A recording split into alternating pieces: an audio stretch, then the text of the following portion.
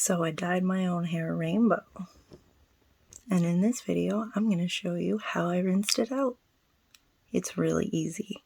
All you need to know is cold water. Another important thing that I did in this case was to lift the lighter colors up out of the way until I was able to scrub kind of the darker colors from the base of my scalp. And as my old hair teacher would say, color removes color. So I scrubbed in to make sure that my scalp and my skin wasn't green anymore. And then once that kind of finished, I got the lighter colors out without worrying about bleeding.